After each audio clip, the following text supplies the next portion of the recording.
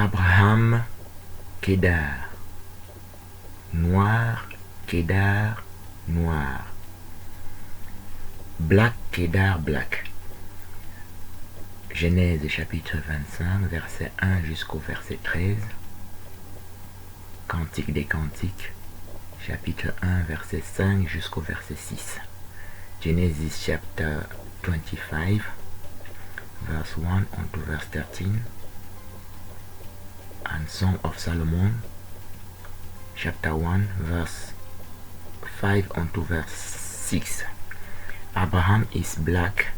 Abraham est noir dans Genèse chapitre 25.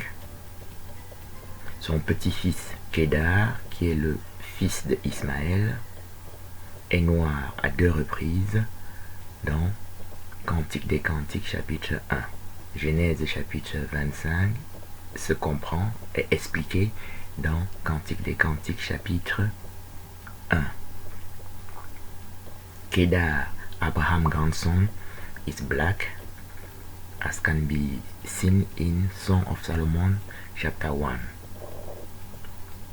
Kedar is the son of Ishmael, and in Genesis chapter 25 we have here the proof that Abraham is black. Dans cette vidéo, nous étudions les 144 versets Abraham noir. This video deals with the 144 verses Abraham black. Nous allons étudier verset par verset ici dans cette première partie de la vidéo. La vidéo va aller très lentement.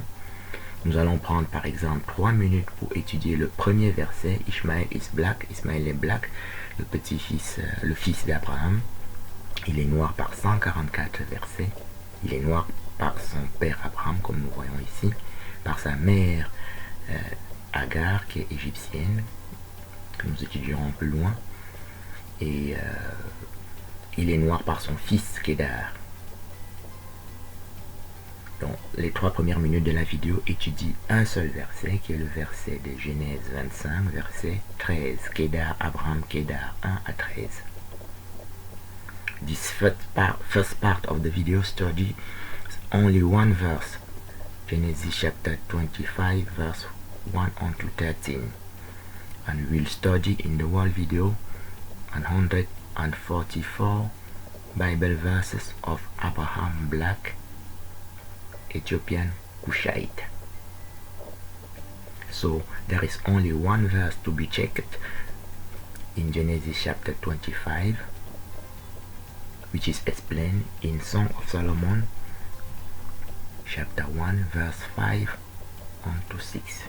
Il y a juste un seul verset à vérifier, Genèse 25, verset 1 jusqu'au verset 13. 13 on dit Kedar, qui s'explique dans Cantique des Cantiques chapitre 1 verset 5 à 6. Premier verset sur les 144.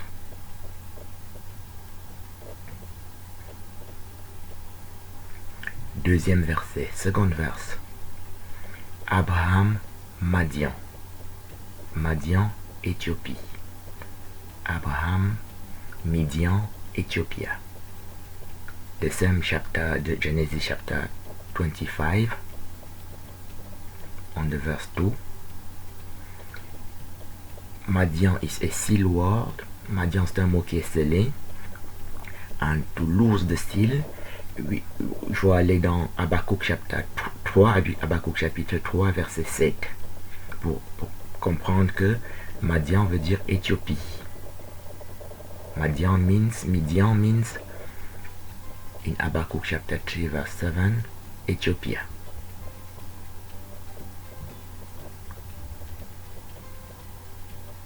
So the word is seal. A seal word means you cannot understand the meaning of the verse unless you have the power to lose the verse, the seal. Madian, which is also called Madian in Acts chapter 7 verse 29 on to 33, which means the holy ground, also called Madian in the second books of Esdras, which means then Ethiopia. Abraham is a Midianite. Midian is the third son of Abraham from his wife Keturah. In Genesis chapter 25, we have Abraham, Madian in verse 2 and in verse 4.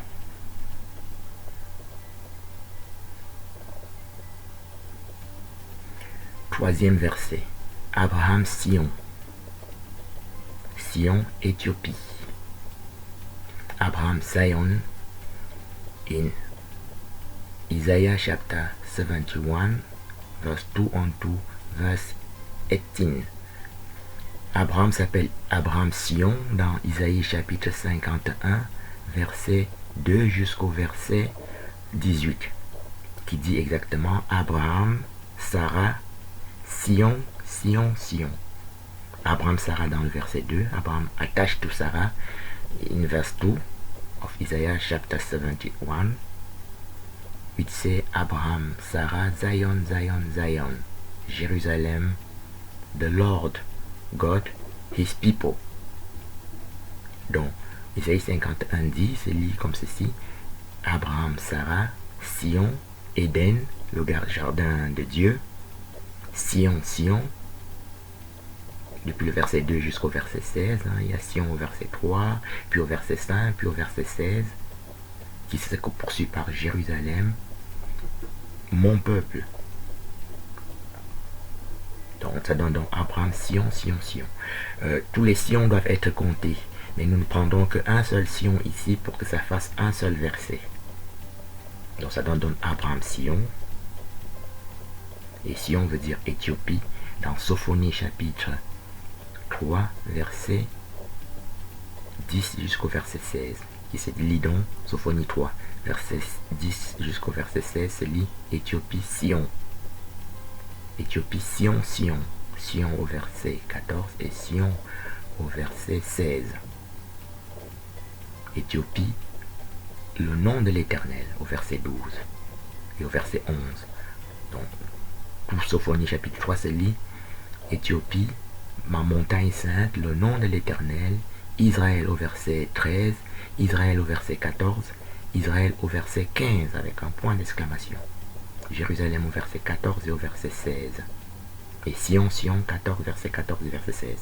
Zephaniah, Zion means Ethiopia in Zephaniah chapter 3, verse 10 on to verse 16. Zion also means Ethiopia in Isaiah chapter 18 verse 1 on to verse 7. Ethiopia, the name of the Lord, Zion, Zion in verse 7. Ethiopia in verse 1 of Isaiah chapter 18. Isaïe chapitre 18 dit la même chose, c'est-à-dire que Éthiopie veut dire le nom de l'Éternel, ma montagne, la montagne de Sion. Donc nous avons ici trois exemples indiscutables. Le premier exemple que nous avons pris, c'est Abraham Kedar dans Genèse chapitre 25, qui est scellé. Kedar est un sceau aussi. Scellé, Isaïe dit que tous les versets de la Bible sont scellés. Ça veut dire que pour le comprendre, il faut que l'esprit vienne sur toi pour te l'expliquer. Donc il faut utiliser l'esprit comme une clé, comme pour casser, pour briser le sceau. Kedar est donc un sceau parce que c'est un mot qu'aucun savant ne connaît. C'est-à-dire Albert Einstein ne connaît pas, Thomas d'Aquin ne connaît pas non plus. Ça c'est les anciens savants, mais ceux d'aujourd'hui non plus. Si vous tapez Kedar, ils vont vous montrer plusieurs Kedar en Arabie, il y a des endroits comme ça incroyables. Ou en Palestine, mais c'est pas là-bas. Kedar c'est ici, c'est-à-dire en Afrique, et il est noir à 2 reprises. Donc, le sceau c'est ce que nous venons de faire ici, c'est de Genèse 25. So Kedar is a seal word. Unless you can open the seal, you can lose the seal, you will not understand the meaning of the word, of the verse. This is the first definition of Abraham Black. The second definition is Abraham Madian. In Genesis, the same Genesis chapter 25. Midian is a seal word also. A seal among the seven seals of the Apocalypse of Revelation chapter 6, verse 5 unto 6, the seventh seal of the book of Revelations. The third example you have taken is Abraham Zion. So Abraham is black by these three verses. Abraham est dans le noir par les trois versets que nous venons de voir. Troisième exemple, quatrième verset, le roi David qui est fils d'Abraham, Matthieu chapitre 1 verset 1 dit généalogie de Jésus-Christ, fils d'Abraham, fils de David, fils d'Abraham. Donc David est donc fils d'Abraham. Et David est donc éthiopien, c'est-à-dire comme son père, par Matthieu chapitre 1 verset 1. Et David est noir par trois versets que nous allons prendre ici. David Zion, this is the fourth verse we study. David Zion in Psalm 132 verse 1 unto verse 13. Psalm 78 from the verse 68 unto verse 72. First book of the Kings chapter 8 verse 1. We have done David Zion, Zion David, and Zion means Ethiopia in Zephaniah chapter 3 verse 10 unto 16, and in Isaiah chapter 18 verse 1 unto verse 7. Donc David qui est fils d'Abraham dans Matthieu chapitre 1 verset 1 est noir dans les trois versets que nous venons de citer, à savoir premier livre des rois chapitre 8 verset 1 qui se dit donc David Sion, et aussi dans Psaume 132 verset 1 jusqu'au verset 13 qui se dit aussi David Sion, et dans Psaume 78 verset 68 jusqu'au verset 72 qui se dit aussi David Sion, Sion David. Et Sion veut toujours dire Éthiopie dans Sophonie chapitre 3 verset 10 jusqu'au verset 18 qui se lit Éthiopie Sion Sion. Sion veut aussi dire Éthiopie dans Isaïe chapitre 18 verset 1 jusqu'au verset 7 qui se lit Éthiopie Sion, le nom de l'Éternel. Dans Sophonie, c'est aussi le nom de l'Éternel, ma montagne sainte. So we have three examples with we have studied three verses with Abraham, and now here three verses with David, King David. And now we are going to study three other verses with King Solomon, his son. Nous allons étudier maintenant trois versets avec le roi Salomon, le fils de David. Dans Matthieu chapitre 1 verset 1, on dit la généalogie de Jésus-Christ, fils de David, fils d'Abraham. Au verset 1. Et au verset 6, on dit David Salomon. Et au verset 17, on dit à nouveau Jésus-Christ. Donc verset 1, on a Jésus-Christ, et verset 17, on a Jésus-Christ aussi. Et toutes les personnes qui sont citées du verset 1 jusqu'au verset 17, ce sont les ancêtres de Jésus. Salomon se trouve dedans. So, the seventh verse, septième verset. Salomon, Sion. The same book of the King, le premier livre des rois, chapitre 8, verset 1. The same book of the King, first book of the King, chapter 8, verse 1. We have studied already. The same says Solomon, Zion. Solomon, David, Zion. David, Solomon, Zion. And Zion means Ethiopia, as we have already proven in Zephaniah chapter 3, verse 10 unto verse 16, and in Isaiah 18, verse 1 unto verse 7. The second example, the 8th verse, the second with Solomon, is Salomon Guillaume. Salomon Guillaume in the first book of the King, chapter 1, verse 33 up to 34.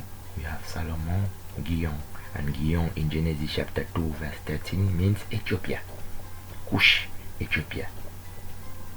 Cush in Louis II in French, and Ethiopia in King James Version 1611.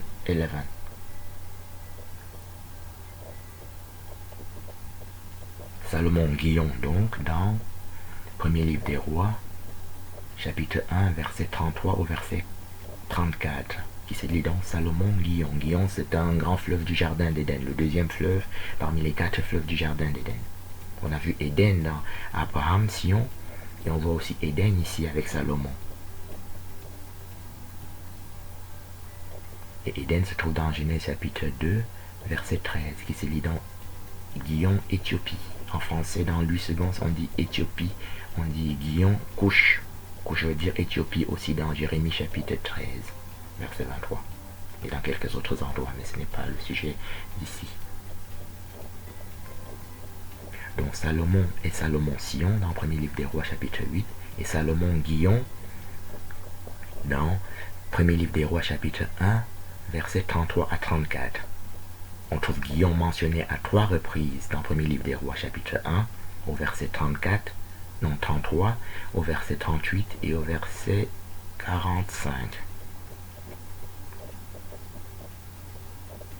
Il y a 6 occurrences de Guillon dans la Bible, dans Genèse 2, qui est dans le grand fleuve du Jardin d'Éden, 3 occurrences dans le premier livre des Rois que nous venons de voir ici, chapitre 1, et dans le deuxième livre des Chroniques, chapitre 32, et deuxième livre des Chroniques, chapitre 33, ça fait 6. On trouve quelques autres occurrences dans le beau livre de Jachère, c'est un livre qui est en anglais, qu'on appelle le livre du juste. The Great River Guillon in the Garden of Eden, Genesis chapter 2, verse 13, is one of the 4 great rivers of the Garden of Eden, which means in verse Genesis chapter 2 verse 13, Guillon, Ethiopia. The great river Guillon is also quoted in the book of Jasher and in King James Version at least 6 times. In first book of the Kings, chapter 1, verse 33, verse 38, and verse 45. Also quoted in the second book of Chronicles, chapter 32, the second book of Chronicles, chapter 33, which means Ethiopia. Salomon Guillon, which means Ethiopia.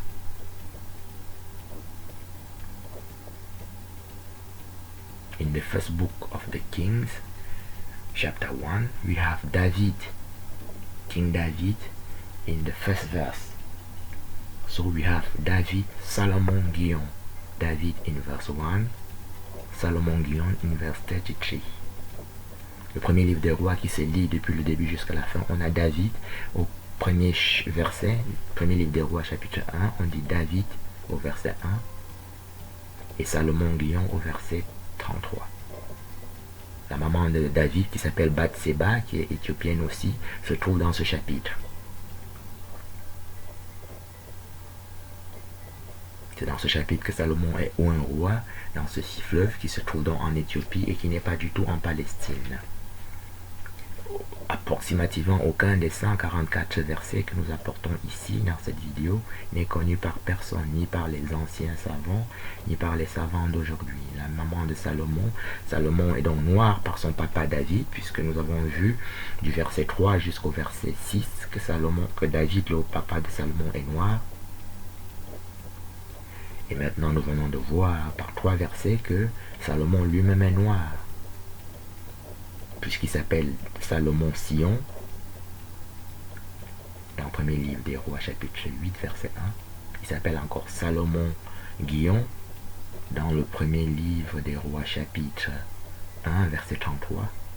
Il s'appelle encore David Salomon Sion dans le même livre des rois en partant du verset 1 jusqu'au verset 45. Ça donne David Salomon Guillon, Guillon, Guillon. Donc il est noir par lui-même, puisqu'il est Guillon Éthiopie, et il est aussi noir par sa maman. Donc noir par son père, noir par lui-même, puisqu'il s'appelle Guillon Éthiopie, et noir par sa maman qui s'appelle Bathséba dans le deuxième livre de Samuel, chapitre 11, versets 2 à 4, et deuxième livre de Samuel, chapitre 12, verset 24. Nous étudions cette partie un peu plus loin. Solomon is then black at least by 3 ways to reach this demonstration. By his father, King David, you have seen from the verse 4 on to the verse 6. Now from the verse 7 on to the verse 9, we have Solomon Zion, we have Solomon Gion, which means Gion, Ethiopia, as we have demonstrated, and we have also in the same chapter David, Solomon, Gion, at 3 times David in verse 1 of the first book of the Kings, chapter 1, verse 1 David, verse 33 Solomon Gion, verse 38 Gion again, which also means Ethiopia, and in verse 47, 45 again we have Ethiopia Gion. So Solomon is black by his father lineage, Solomon is black by himself, which means Gion, Ethiopia. Solomon, in the same chapter we have Bathsheba, the mother of Solomon, which is also black. Hittite is an Hittite. Et is the son of Canaan, which is the son of Sham, son of Ham. In the book of Shashar it said Sham, and in King James version it said Ham. So Et is the son of Canaan in Genesis chapter 10 verse 15, son of Canaan, Zidon and Et. And the mother of Solomon, Bathsheba, in the second book of Samuel chapter 11, from the verse 2 on to the verse 7, is an Hittite, a very beautiful Hittite. And we have the same Bathsheba, mother of Solomon, in the second book of Samuel chapter 12 verse 24, which is a very beautiful Hittite, which means 8 son of Ham. La maman de Salomon, Bathsheba, est une Étienne, et Étienne qui est la terre promise qu'on trouve dans Genèse chapitre 15. On dit Abraham, je te donne le pays des Kéniens, le pays des Essiens, voilà, depuis Euphrate, Essien. La maman de Salomon est Étienne. Donc Genèse 15, terre promise, Essien, verset 18 au verset 21. Et Étienne ici dans le deuxième livre de Samuel chapitre 11, verset 4 jusqu'au verset 2 jusqu'au verset 7. Qu'on confirme au deuxième livre de Samuel chapitre 12, verset 24. On dit Bathsheba enfanta Salomon. Très belle Étienne donc dans le deuxième livre de Samuel chapitre 11. Enfanta Salomon dans le deuxième livre de Samuel chapitre 12 verset 24. Donc ça c'est les versets fondateurs, c'est les 3 chapitres fondateurs pour les 144 versets que nous allons étudier. Donc nous avons pris 3 versets pour Abraham, 3 versets pour David et 3 versets pour Salomon. Jésus-Christ et Jésus-Christ Sion. On trouve ça dans Matthieu chapitre 21, verset 1 jusqu'au verset 6. On a Jésus au verset 1, et puis Sion au verset 3, et puis Jésus à nouveau au verset 6. Ça donne donc Jésus, Sion, Jésus. Et comme nous l'avons dit, nous le répétons parce que c'est fondateur. Ici on est en train de poser les fondements. Après on pourra aller même un peu plus vite, mais ici on va se répéter pour que chacun entre dans les piliers fondateurs. Et Jésus est donc fils de David, fils d'Abraham. Dans Matthieu chapitre 1, verset 1. Et en descendant, on trouve tout le monde. Ruth, au verset 5. Ruth la Moabite, qu'on trouve dans le livre de Ruth. C'est un livre de l'Ancien Testament. On appelle Ruth la Moabite, qui est la grand-mère de David. Au verset 5, on a donc Ruth la Moabite. Matthieu chapitre 1, verset 5, on a Ruth, qui est une Moabite. Et au verset 6, on a David. Et dans le même verset 6, David donne naissance à Salomon, son fils. Et dans le même Matthieu, on trouve des rois comme Ézéchias. Dans le deuxième livre de Chroniques, on a le fleuve Guillon avec Ézéchias. Le deuxième livre de Chroniques qu'on a cité, chapitre 32, chapitre 33, Ézéchias, se trouve ici quelque part dans Matthieu chapitre 1 comme grand-père de Christ, comme ancêtre de Christ. So, David, Abraham, ancestor forefather of Jesus Christ in Matthew chapter 1. These are the 3 chapters that found and established the 144 Bible verse we are going to study.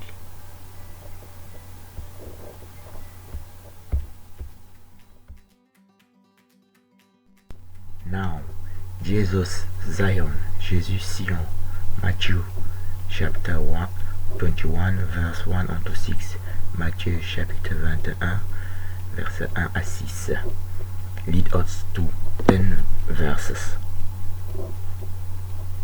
Jésus, bronze, Apocalypse chapitre 1 verset 15.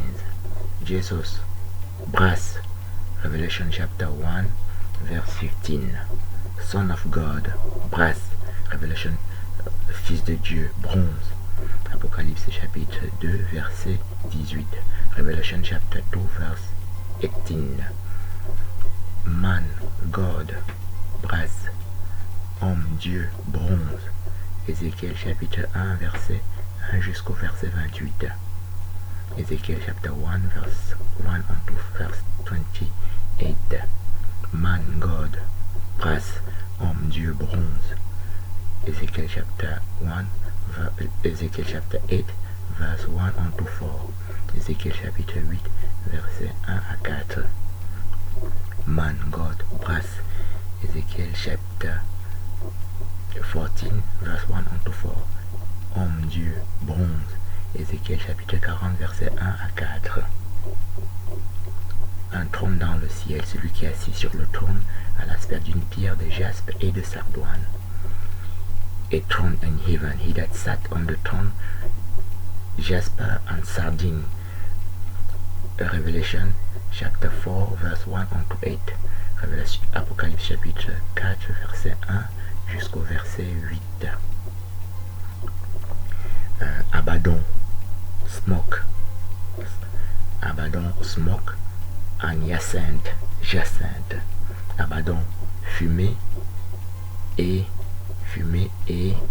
Hyacinthe. Ce sont des pierres noires.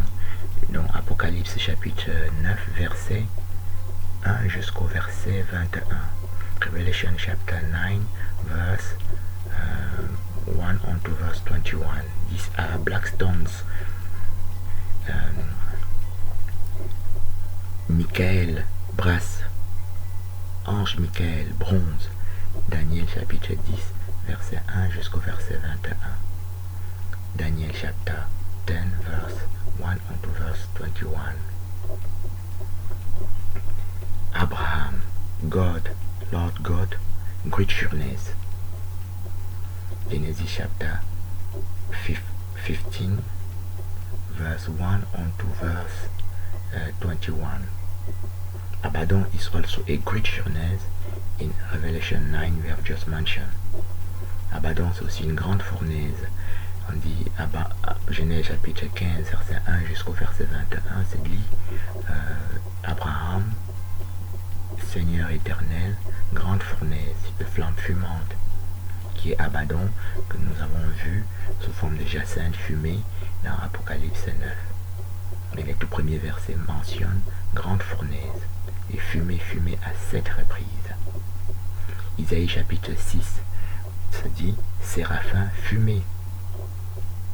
Isaiah chapter 6 seraphim smoke. Lamentation chapter 4 verse 2 unto 8. Zion is blacker than a coal. Lamentation chapitre 4 verset 2 au verset 8. Israël est plus noir que le charbon, que la fumée. Et Isaïe chapitre 6 dit séraphin fumée. Apocalypse chapitre 15 dit ange fumée. Revelation chapter 15 verse 8 says angel, which are archangels, the 7 archangels, smoke. So Abaddon is seen in Revelation chapter 9 is Messiah Christ in his attribute of judgment, known as the terror of God, in 2 Corinthians chapter 7 verse 10. Donc on voit, c'est le juge, c'est Christ dans son rôle de juge, et qui est donc un juge terrible pour les impies en tout cas, mais pour nous qui l'avons reconnu, on ne subit plus un jugement de condamnation. On dit, il ne le condamne pas quand il est en jugement. Mais il est terrible ici parce qu'il est en jugement pour juger les impies. Mais c'est le Christ que Abraham a vu dans Genèse 15 et que Moïse voit dans Exode chapitre 19. On dit montagne, Moïse, montagne, grande fournaise. Exodus chapter 19, Moses mountain, smoke furnace, which is also Christ Abaddon. Tous les anges de l'Éternel et tous les dieux qu'il y a dans l'Ancien Testament, c'est le Christ, tel que cela nous est précisé dans 1 Corinthiens, chapitre 10, verset 1 jusqu'au verset 11. The God, every God in the Ancient Testament is Messiah Christ, as is mentioned in 1 Corinthians chapter 10, verse 1 unto verse 21. So great furnace every time is Messiah Christ. We have also seen in many slides Zipporah, Moses' wife, it's an Ethiopian woman. In Numbers chapter 12, verse 1. Moïse, sa femme éthiopienne, Séphora, éthiopienne, une femme éthiopienne. Séphora, femme éthiopienne, à deux reprises dans Nombre chapitre 12, verset 1. Nous avons aussi vu des images de la reine Esther, qui est décrite dans le livre de Esther, du verset 1 jusqu'au verset 22, chapitre 2. On dit reine Esther, juif Benjamin. Et Benjamin, c'est la 12e tribu, 12e fils de Jacob, qui s'appelle Israël. Et on dit couche Benjamin, Benjamite, dans Psaume 7, verset 1. Queen Esther in the book of Esther, chapter 2. Verse 1 unto verse 22 is a Jew Benjamite. And in Psalm 7 verse 1, the Benjamite, 12 tribe of Israel, are Cushite. Psalm 7 verse 1, Cush, Benjamite. So, Esther the queen is black. For that reason. And for every of the previous reason we have seen.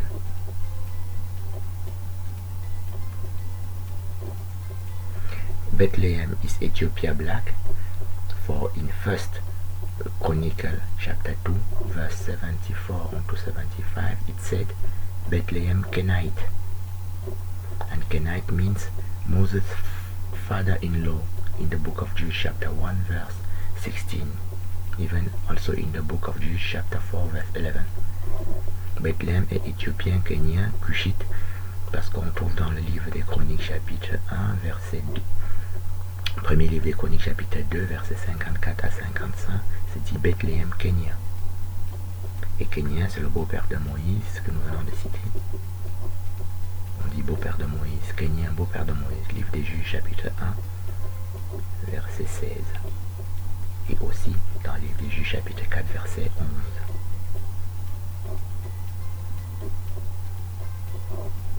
Moïse rencontre sa femme Séphora dans Exode chapitre 2, qui se lit Moïse, Madian, Séphora.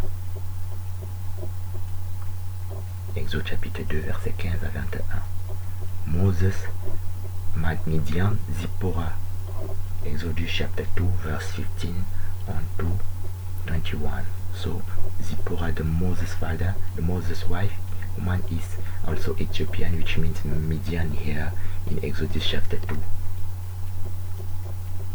Midian in Exodus chapter 3 is Midian, the holy ground. Exodus chapter 3 verse 1 unto verse 15. Madian, terre sainte. Exode chapitre 3 verset 1 jusqu'au verset 1 jusqu'au verset 15. Midian, the holy ground.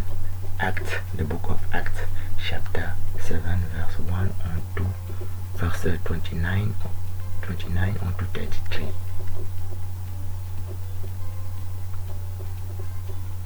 Midian, the mountain of God, Horeb, the holy ground, Exodus, the same Exodus chapter